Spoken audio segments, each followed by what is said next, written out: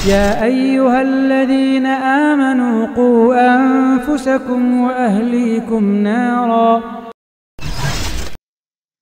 يقول تعالى في كتابه الكريم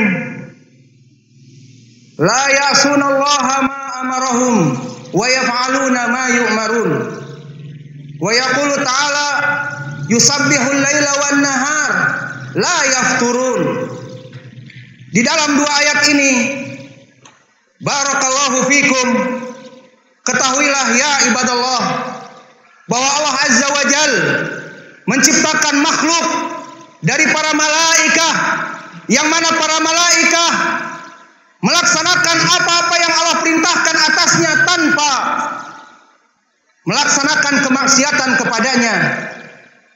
Allah berfirman di dalam dua ayat tadi, la ya'sunallaha ma amarahum wa yaf'aluna ma yu'marun, bahwa para malaikat itu tidak akan pernah melaksanakan kemaksiatan dan membuat marah Allah Azza wa Jal, dan bahkan mereka itu melaksanakan ketaatan yang prima, tidak pernah mereka lekang dari ketaatannya.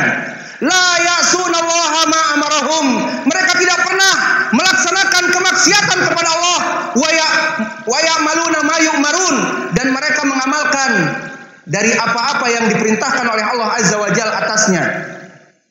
Dan mereka sibuk bertasbih, yusabbihuna al-laila wan nahar, mereka itu melaksanakan tasbih di siang dan hari, la yafturun, tidak pernah lelah, tidak pernah mereka itu membangkang dari perintah Allah Azza wa Jalla.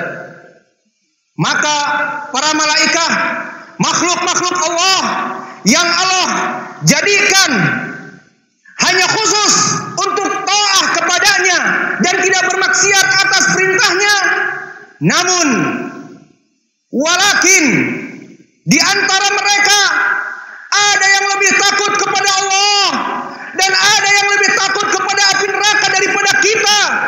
Manusia yang mukallafun, manusia yang diberikan amanat untuk melaksanakan ketauhidan dan menjauhkan kesyirikan, untuk melaksanakan ketaatan kepada Allah agar dimasukkan kepada surga dan diselamatkan dari api neraka.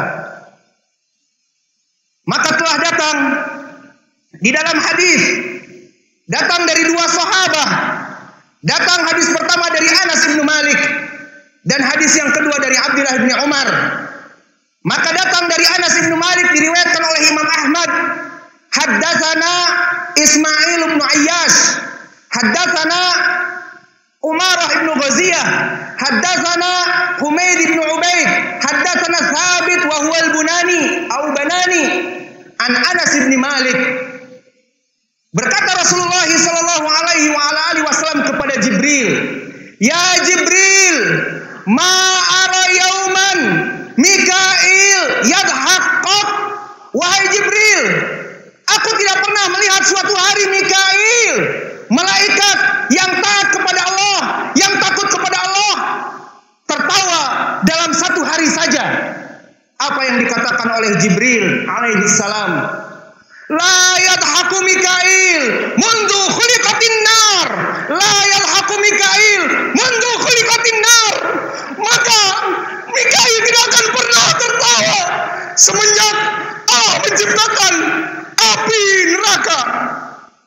Hadis ini dikeluarkan oleh Imam Ahmad dengan sanad yang kami sebutkan tadi, yang sanadnya dhaif, dikarenakan Humaid bin Ubaid dia adalah rawi yang majhul, dan juga Ismail bin Ayyash dia thiqah tetapi didhaifkan dari gurunya dari ahli Madinah.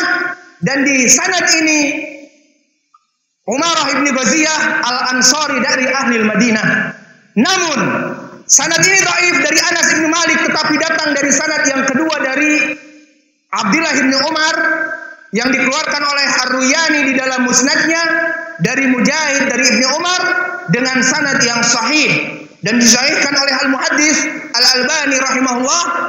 Maka hadis ini adalah hadis yang sahih, dan istafadna, kita mengambil faedah dari hadis ini bahwa Mikail sebagai malaikat yang telah disifatkan oleh Allah, la ya'sunallaha ma amarahum wa yaf'aluna ma yu'marun, bahwa dia itu tidak pernah bermaksiat kepada Allah dan taat secara prima atas peribadatan kepada Allah.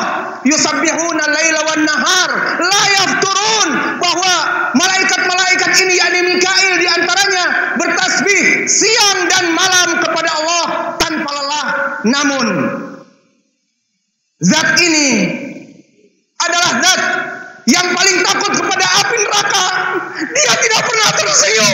semenjak Allah menciptakan api neraka, karena beliau takut suatu hari Allah camkan perintah kepadanya yang tidak bisa dia untuk bermaksiat agar masuk kepada api neraka. Maka Mikail telah mengetahui bagaimana penciptaan api neraka dan kapan diciptakan api neraka, sehingga tidak ada waktu lagi buat dia untuk tersenyum dan untuk tertawa dikarenakan takutnya pada api neraka. يا أيها الذين آمنوا قوا أنفسكم وأهليكم نارا وقودها الناس والحجارة